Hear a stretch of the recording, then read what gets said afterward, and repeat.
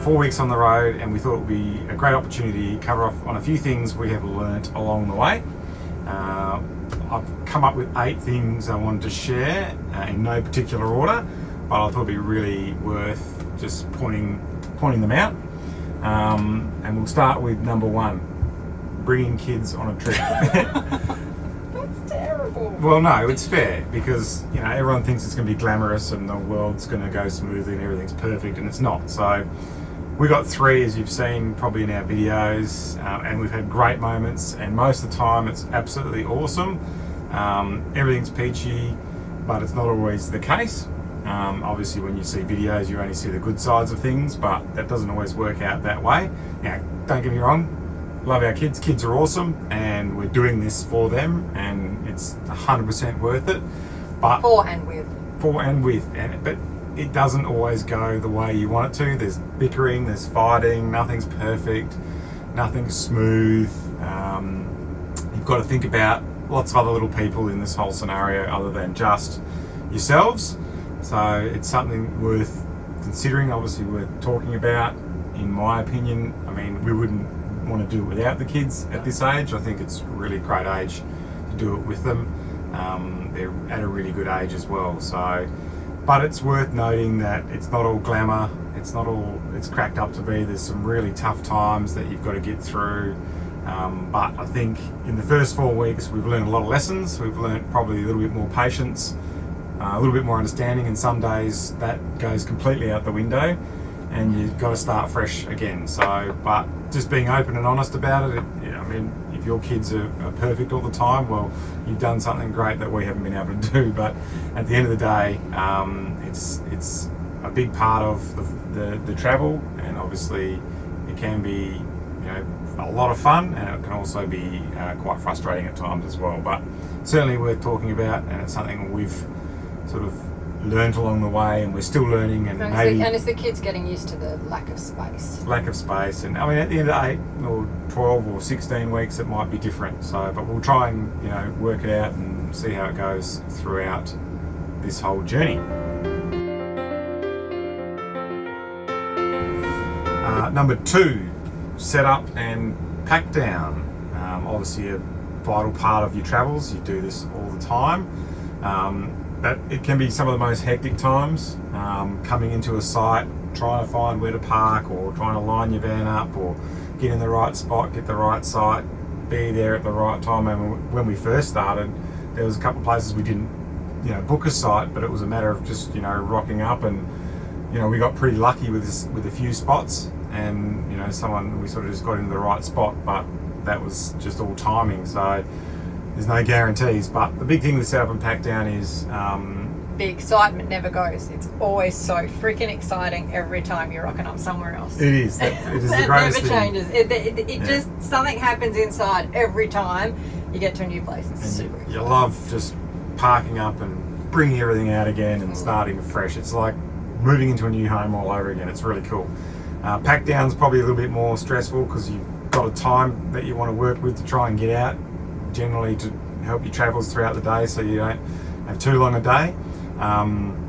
So that can be a bit more stressful, and when people don't want to help or don't want to get involved, it makes it a bit harder. And I'm not talking about just Kelly, more so. Oh, were you talking about me? I thought no, more so the little ones, if they're not in the mood or whatever and they don't want to help out, it does make it a bit harder. But if we all chip in and get our job done, it's pretty easy, to be honest. And I quite enjoy the pack up because it's just like another little routine that you do that keeps you... I think we're falling into a good routine now. We tend to do a lot more the day before, even as far as like our prep dinner and lunch for the next day. So like that dinner is pre-done for that night, or we decide that's our night of eating out, and I'll already have made the next day's lunch as well, and that's done so early that the kitchen's all shut down. We've even disconnected water the day before and everything. Always do the toilet the night before, the day before as well. I think we're falling into a pretty good pack down routine. I think we were done in half an hour this morning. Yep. But you went and had a shower and that and just took our time. So I think we were packed down within within 20 to 30 minutes this morning. So. Yeah, it was pretty good. It was pretty good.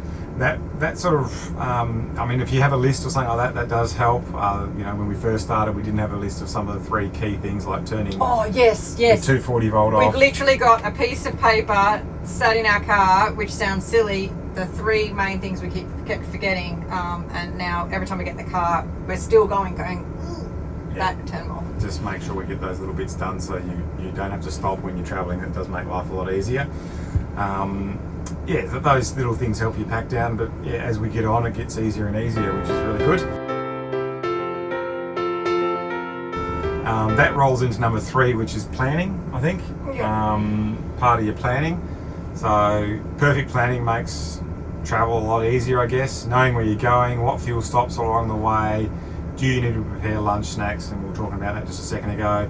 And this goes for any day, even if you're not travelling. If you're just going out to your gorges or your site visits or whatever you're going to go see for the day, having an idea of where you're going to go. Obviously things will change when you're out there and things get a bit different. You go, oh, I want to go there. Things can be more spontaneous. But, you know, the key is, again, that planning. With kids, you've got to make sure there's food, snacks, water, drinks, and more food. We found that even if we don't, we're actually better off making lunch the day before, and even if we don't end up having it, it can become the snack when we get back, or before, Or even dinner. or dinner, or something, that it never goes to waste having something prepped. It's definitely, whether it's a platter, when I say platter, it's like cut up stuff, or, you know, like sandwiches already done. If it's something simple and it's something ready, as soon as we get back. Even today, driving in, we went, you know what, let's have lunch earlier, because we knew that the setup was going to be, you know, it's fine because we're used to it now, but knowing that the kids weren't going to be asking for food the minute we stopped was like, yep, let's just pull in, let's have some lunch, and let's go back and get on with it. And then, you know, it became a snack, an extra snack in the day, which whatever. But yeah, sort of going with the flow is a really good thing, but having something prepared is really, having a plan. And having our a plan plan. was, you know, in this particular instance, was make sure we go have a feed before we go and set up, so that we're not, you know, setting up and trying to prepare food at the same time does make it a bit frustrating. So that becomes part of it, and that's not the only thing that you're planning for. I mean, there's lots of little things: fuel, water, all those sorts of things. How not to touch a cow. But for me, it's the food. It's all about To food. do that now, that just ruins that whole conversation. No, it doesn't. It's alright, keep going. Okay, yeah, I'll have to find a cut spot there somewhere. No, now. don't worry about a cut spot. It's fine. Anyway, so yeah, planning, and we didn't plan that very well because the computer had its own screensaver turn on and just shut down. So that's part of planning.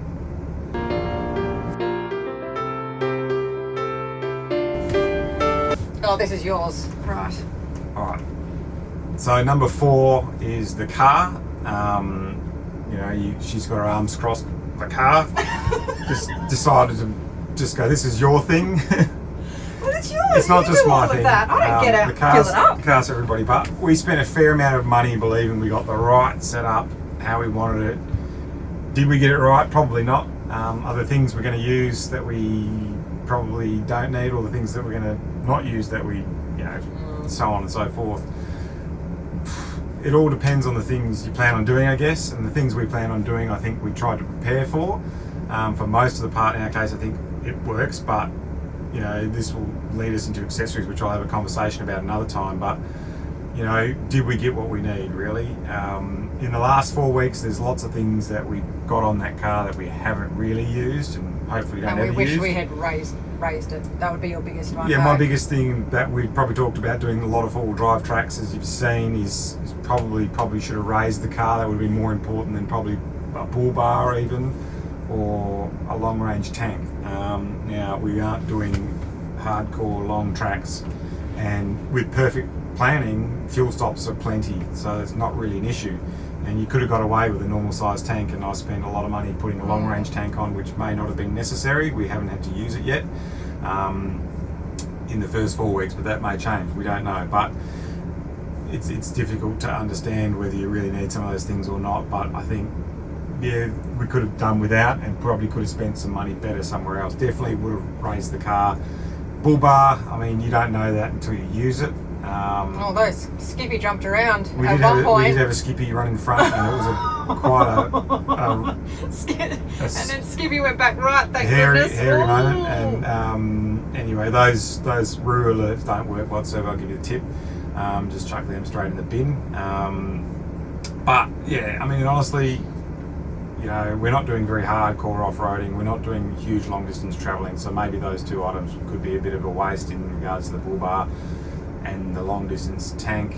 But you know, we'll leave that open as over the next, you know, 4, 6, 8 weeks, we might end up finding those things become more necessary when we're doing a bit more sand driving or off-roading in those sorts of situations. So we'll see as we go. But in saying that, we haven't got anything apart from the raising that it's not like you've gone, I wish I'd done this. Like, it's not a long list. No, it's not a long list at all, and there's a lot of things that you can get for a vehicle, but that we didn't get. So, you know, at this stage, I think we're pretty comfortable with what we got.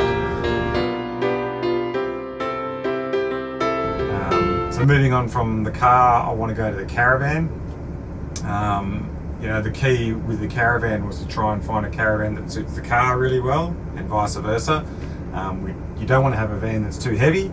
You know, the most surprising thing we've seen out on this road is the amount of extremely heavy cars and heavy caravans, or even more heavy caravans and not so heavy cars. I mean, Land Cruisers 300 series, there are plenty. It's mind-boggling.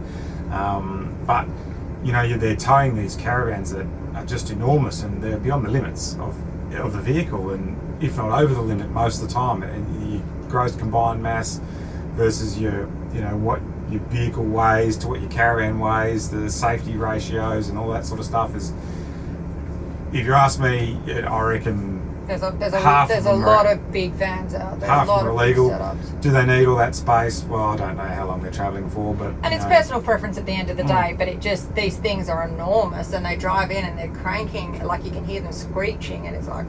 Yeah, they're big units. Now we obviously chose something that we think suits our needs and obviously our budget as well. We've got a single axle, you know, fully loaded. It's 2,800 kilos, and that's with 3 freshwater tanks.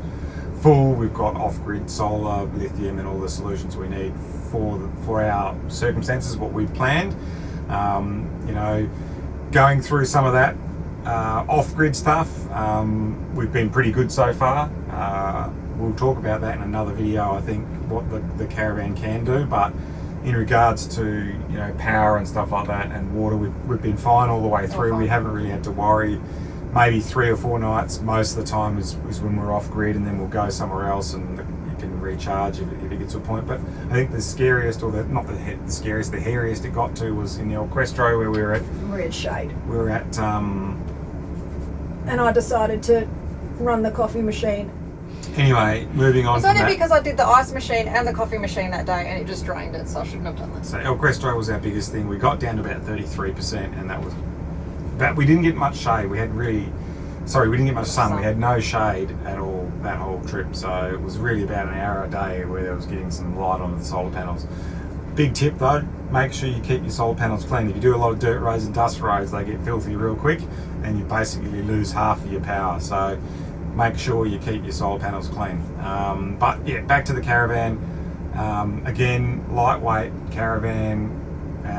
A caravan that suits the weight of the car. That, you know, ideally you don't want your caravan to be really heavier than your vehicle, and you want to be 500 or 600 kilos under your payload if you can, just for safety reasons, and just gives you some leeway and some movement if you do get too heavy or you've got some bits you want to add on. A lot of people don't think about the bits that add to the caravan afterwards, and then all of a sudden your payload goes down and you're overweight, and next thing you know you're in big trouble. We haven't been pulled over anything yet, but we've been pretty safe. But also it helps with fuel consumption.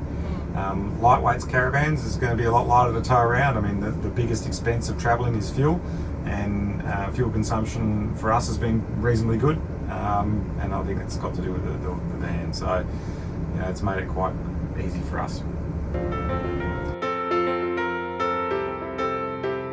Alright, so now we're going to talk about washing, and this is when I go like this.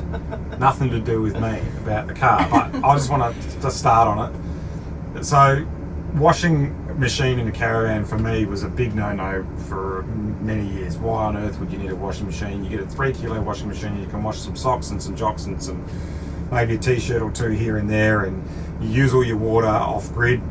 Maybe wouldn't recommend using it too much. Power and water will be an issue, but on grid or in a caravan park, or just when you maybe just have power or just water, it can become quite useful. I am a convert, and I think it's Kelly's. She's made me a convert, so go, Kelly. So basically, there hasn't been not one caravan park that we haven't had the option to be able to wash and to go there and pay the $4 or the $5. But being able to just not have to go in line, it's just a convenience thing. It's a pure convenience thing. I'm lucky that I've got one, and I have thrashed it. That's basically it. The caravan is always a rockin', and it's not for the reasons I like it to be, but it's for clean clothes. And I've even tested it off the grid. It uses 25% of one of our tanks, and it uses 10% of our battery charge. So look, convert because I can be. Would have I regretted not having one? Absolutely not, because as I say, there hasn't been anywhere that I haven't had a place that I could wash. It's not like I've gone, oh my gosh, there was no washing machines here, or they were all out of order, none of that. But geez, it's been great. It's been fabulous that I can press start at the beginning. Why would you put a washing machine in a caravan? Have me coffee, and then it's done. Oh well. It's good. I'm a convert. I would definitely, on longer journeys, definitely recommend a washing machine. I would never have thought to put one in a caravan. I've always been anti-washing machines, but I'm converted. Okay, number 7, battery management. We touched on it a little bit earlier, and I want to cover a little bit more now. Bit of a learning curve for us. Fun to watch along the way. The BM300 Bluetooth system we have here is really good. You can use it on an app, and it gives you all your water levels, your grey water tanks, your fresh water tanks, 400 amp hours of lithium, and just over 500 watts of solar on the roof. Is it enough? I think so. Never really causes any issues. If you've got lots of sun, obviously you can regenerate that for as long as you want, as long as you need, as long as you can, I guess. In Warrimal, it never dipped. It was charging by 7 o'clock in the morning or something like that, and it basically never dipped, and we were coffee machines and everything going, and it was fine. Plenty of sun, you'll be fine. We touched on El Cuestro, where we had really a lot of shade, not much cloud, but just a lot of shade. So you've really got to pick your sites if you're in a place where you can't choose essentially where you are, or you don't know where you're going to be, because there's lots of sites there that had plenty of sun, but where we were was just very shady, which was great. And that goes down to, not really your choice. You've got to be maybe a little bit more planning, I don't know. But regeneration was good. We never really had issues, and it's been a great system. Everything's projector. We have a 3,000 watt inverter. We can run the air conditioner for up to 5 to 6 hours if we need to.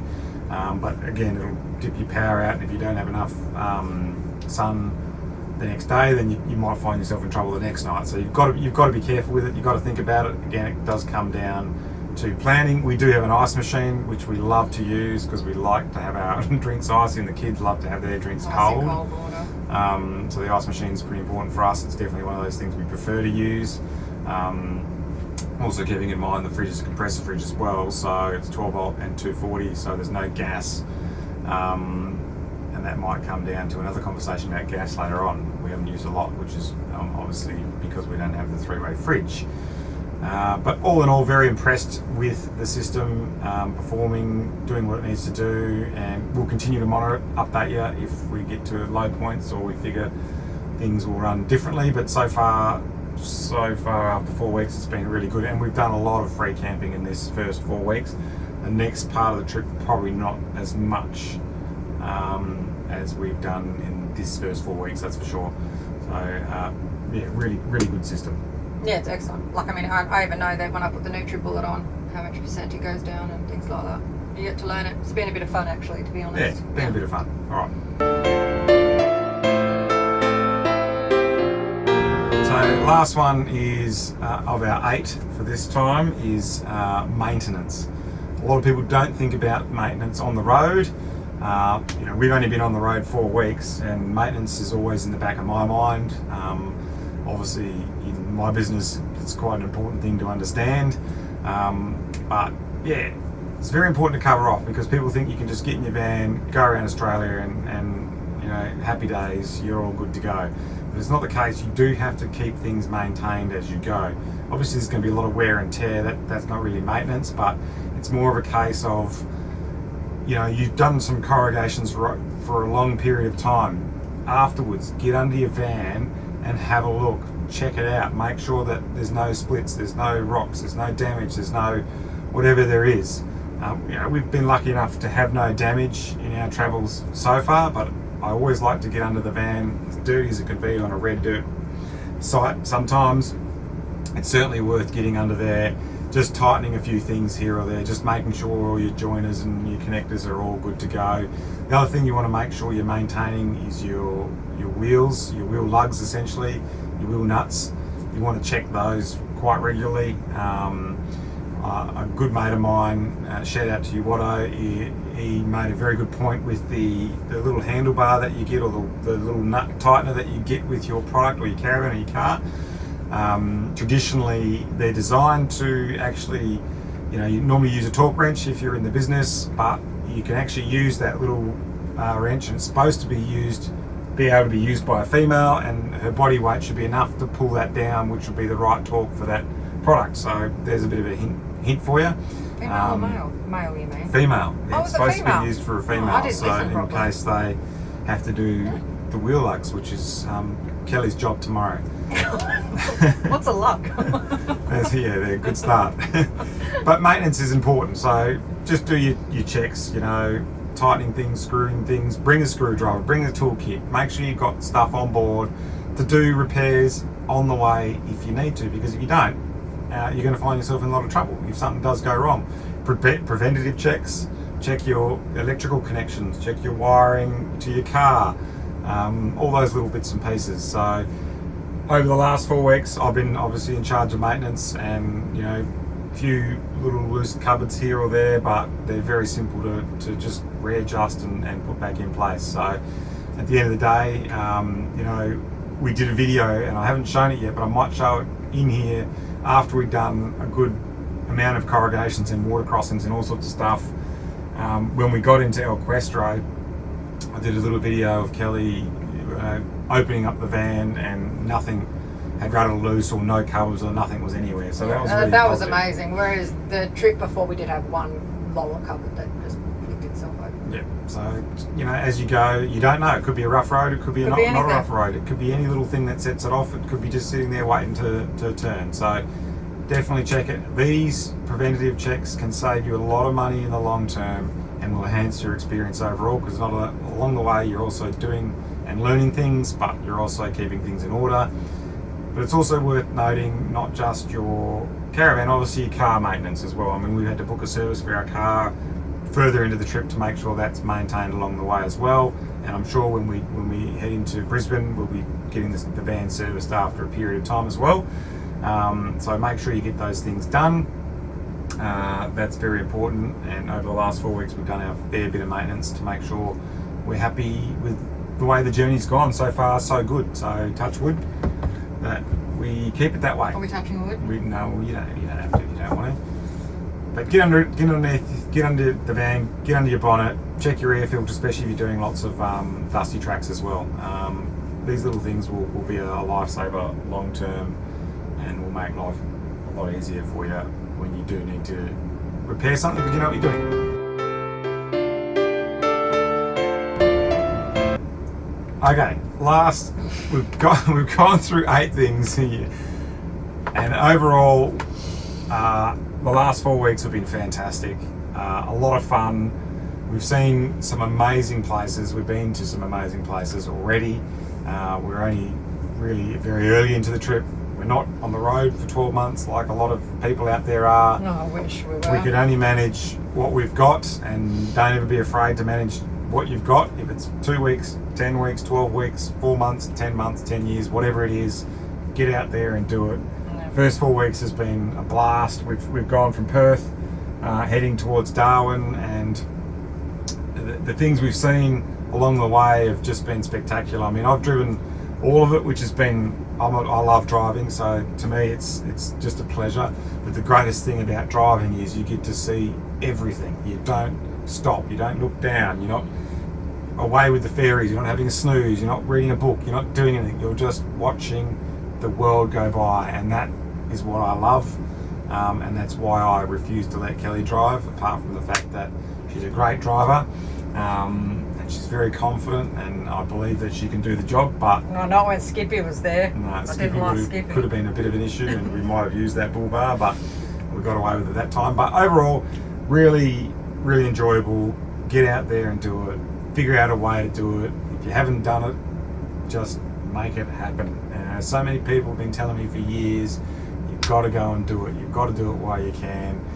And finally listened, and we've done it. So we're out there doing our best and having a great time. And it doesn't matter if it's like a short period or a long period. Just No, we met a family. They did Melbourne. They're from Melbourne, and they were doing it in 10 weeks. Yeah. Just a lot of bitumen. Yeah. That's just what you got to do. Just get out there and do it. But anything else to add to overall? See you doing. How often are we doing this?